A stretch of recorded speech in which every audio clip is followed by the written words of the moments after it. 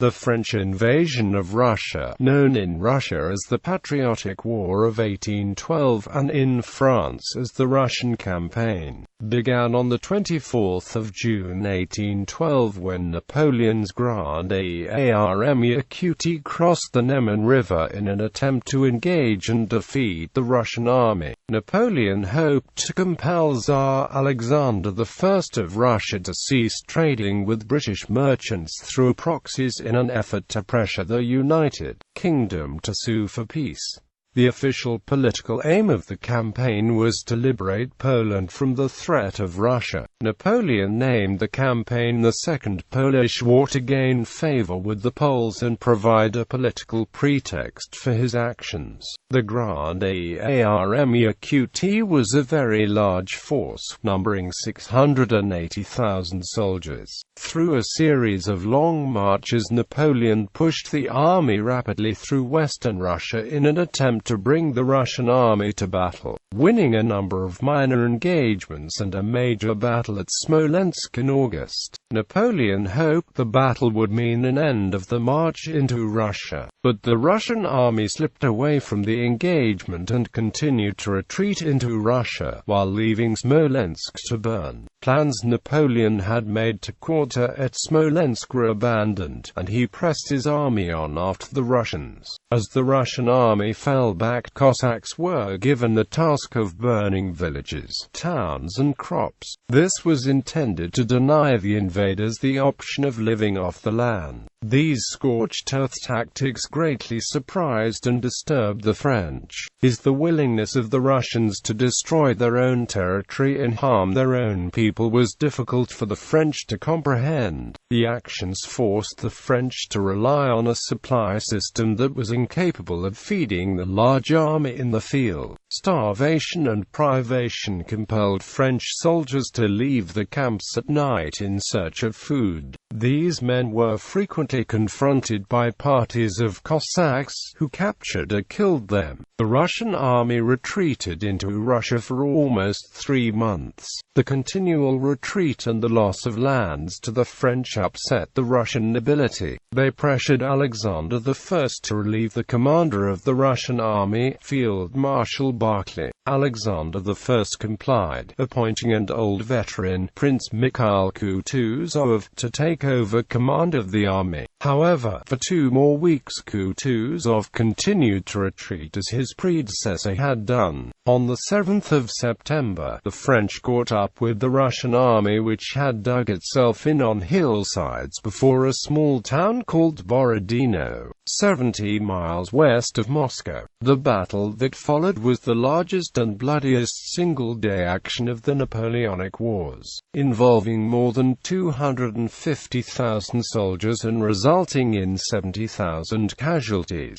The French gained a tactical victory, but at the cost of 49 general officers and thousands of men. The Russian army was able to extricate itself and withdrew the following day, leaving the French without the decisive victory Napoleon sought. Napoleon entered Moscow a week later. In another turn of events the French found puzzling, there was no delegation to meet the emperor. The Russians had evacuated the city, and the city's governor, Count Fyodor Rostopchin, ordered several strategic points in Moscow set ablaze. Napoleon's hopes had been set upon a victorious end to his campaign, but victory in the field did not yield him victory in the war. The loss of Moscow did not compel Alexander I to sue for peace, and both sides were aware that Napoleon's position grew worse with each passing day. Napoleon stayed on in Moscow looking to negotiate a peace. His hopes fed in part by a disinformation campaign informing the emperor of supposed discontent and fading morale in the Russian camp. After staying a month, Napoleon moved his army out southwest toward Kaluga, where Kutuzov was encamped with the Russian army. The French advance toward Kaluga was checked by a Russian corps. Napoleon tried once more to engage the Russian army for a decisive action at the Battle of Maloyaroslavets. Despite holding a superior position, the Russians retreated following a sharp engagement, confirming that the Russians Russians would not commit themselves to a pitched battle. His troops exhausted, with few rations, no winter clothing, and his remaining forces in poor condition, Napoleon was forced to retreat. He hoped to reach supplies at Smolensk and later at Vilnius. In the weeks that followed, the Grande Armée acutely starved and suffered from the onset of the Russian winter, lack of food and fodder for the horses, hypothermia from the bitter cold, and persistent attacks upon isolated troops from Russian peasants and Cossacks led to great losses in men, and a general loss of discipline and cohesion in the army. When the remnants of Napoleon's army crossed the Berezina River in November, only 27,000 effective soldiers remained. The Grande Armée acutely had lost some 380,000 men dead and 100,000 captured. Following the crossing of the Berezina, Napoleon left the army after much urging from his advisers and with the unanimous approval of his marshals. He returned to Paris by carriage and sledge to protect his position as emperor and to raise more forces to resist the advancing Russians. The campaign effectively ended on the 14th of December 1812, not quite 6 months from its outset, with the last French troops leaving Russian soil. The campaign was a turning point in the Napoleonic Wars. The reputation of Napoleon was severely shaken, and French hegemony in Europe was dramatically weakened. The Grande Armée QT, made up of French and Allied invasion forces, was reduced to a fraction of its initial strength. These events triggered a major shift in European politics.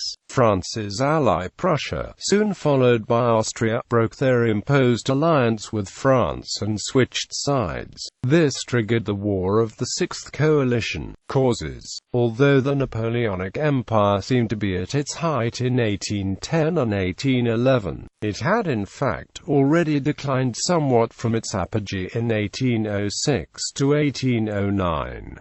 Although most of Western and Central Europe lay under his control, either directly or indirectly through various protectorates, allies, and countries defeated by his empire and under treaties favorable for France, Napoleon had embroiled his armies in the costly and drawn-out Peninsular War in Spain and Portugal.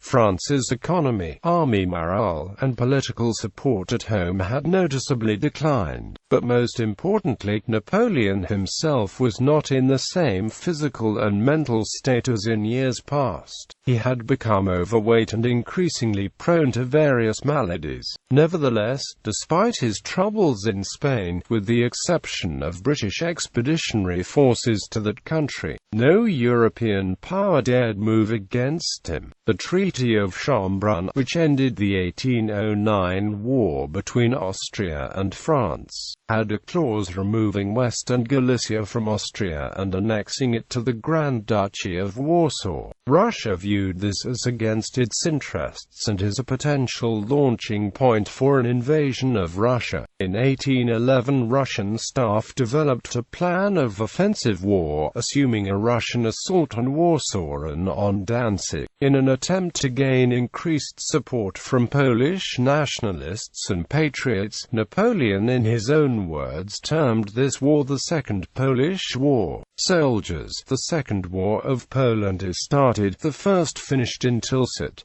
In Tilsit, Russia swore eternal alliance in France and war in England. It violates its oaths today. Russia is pulled by its fate. Its destinies must be achieved. Does it thus believe us degenerated? Thus let us go ahead, let us pass Neman River, carried the war on its territory. The Second War of Poland will be glorious with the French armies like the first one. Napoleon's First Polish War, the War of the Fourth Coalition to liberate Poland, he saw as such because one of the official declared goals of this war was the resurrection of the Polish state on territories of the former Polish-Lithuanian Commonwealth. Tsar Alexander found Russia in an economic bind as his country had little in the way of manufacturing, yet was rich in raw materials and relied heavily on trade with Napoleon's continental system for both money and manufactured goods. Russia's withdrawal from the system was a further incentive to Napoleon to force a decision. Logistics.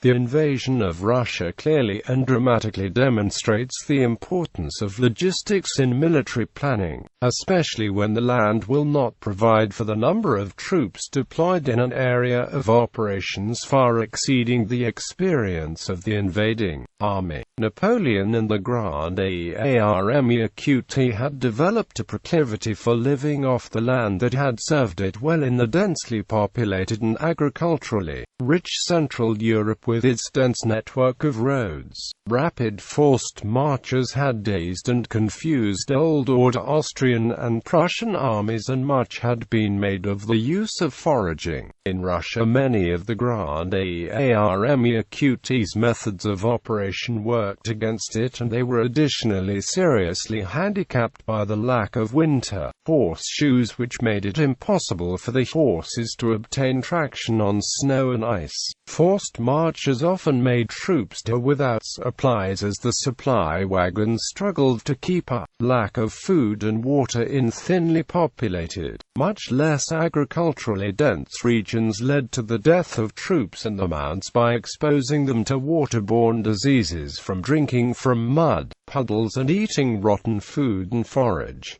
The front of the army received whatever could be provided while the formations behind starved. Napoleon had in fact made extensive preparations providing for the provisioning of his army. 17 trained battalions, comprising 6,000 vehicles, were to provide a 40-day supply for the Grande Armée Qt in its operations, and a large system of magazines was established in towns and cities in Poland and East Prussia. At the start of the campaign, no march on Moscow was envisaged, and so the preparations would have sufficed. However, the Russian armies could not stand singularly against the main battle group of 285,000 men and continued to retreat and attempt to join one another. This demanded an advance by the Grande Armée Qt over a network of dirt roads that dissolved into deep mires where ruts in the mud froze solid, killing already exhausted horses and breaking wagons. As the graph of Charles Joseph Minard given below shows, the Grande Armée Qt incurred the majority of its losses during the march to Moscow during the summer and autumn. Starvation, desertion, typhus and suicide would cost the French army more men than all the battles of the Russian invasion combined. Opposing forces. Grande Armée Qt on the 24th of June 1812. The 450,000 men of the Grande Armée Qt, the largest army assembled up to that point in European history, crossed the Neman River and headed towards Moscow.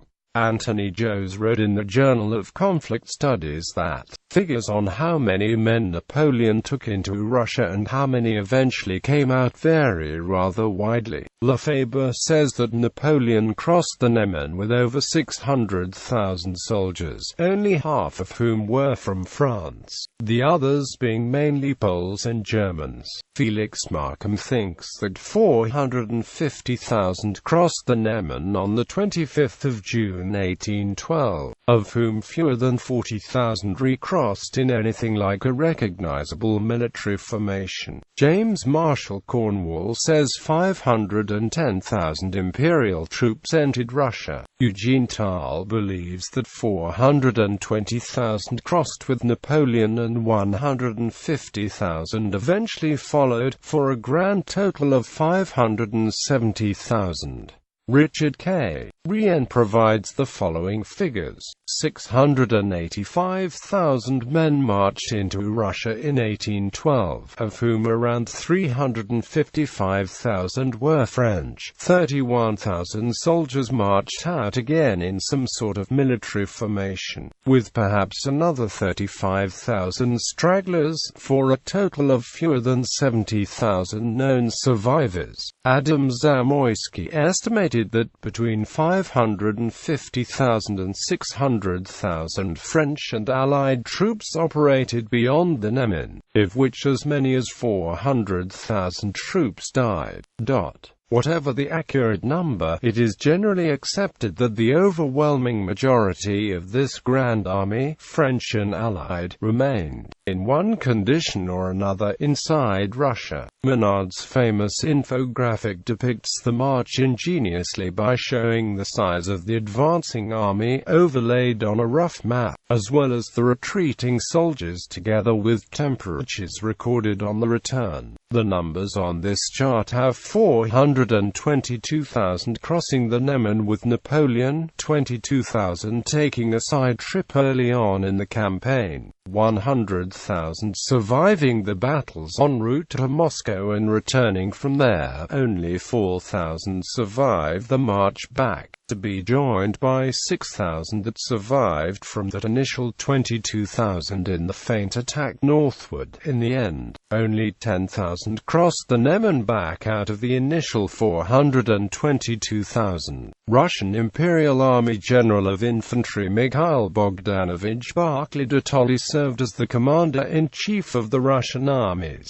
A field commander of the First Western Army and Minister of War, Mikhail Illarionovich Kutuzov, replaced him, and assumed the role of Commander-in-Chief during the retreat following the Battle of Smolensk. These forces, however, could count on reinforcements from the second line, which totaled 129,000 men and 8,000 Cossacks, with 434 guns and 433 rounds of ammunition. Of these, about 105,000 men were actually available for the defense against the invasion. In the third line were the 36 recruit depots and militias, which came to the total of approximately 161,000 men of various and highly disparate military values, of which about 133,000 actually took part in the defense. Thus, the grand total of all the forces was 488,000 men, of which about 428,000 gradually came into action against the Grand Army. This bottom line, however, includes more than 80,000 Cossacks and militiamen, as well as about 20,000 men who garrisoned the fortresses in the operational area.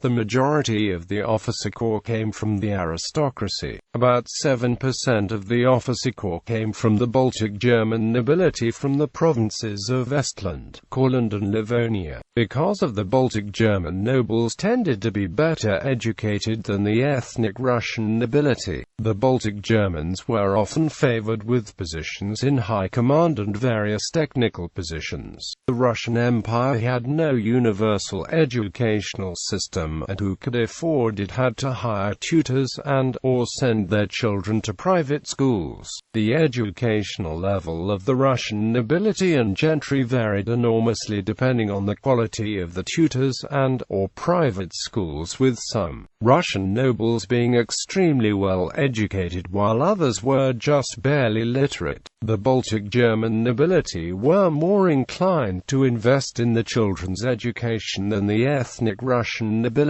which led to the government favoring them when gave time to granting officers commissions. Of the 800 doctors in the Russian army in 1812, almost all of them were Baltic Germans. The British historian Dominic Cleven noted that at the time, the Russian elite defined Russianness in terms of loyalty to the House of Romanov rather in terms of language or culture, and as the Baltic German aristocrats were very loyal, They were considered and considered themselves to be Russian despite speaking German as the first language. Sweden, Russia's only ally, did not send supporting troops, but the alliance made it possible to withdraw the 45,000-man Russian corps Steinheil from Finland and use it in the later battles.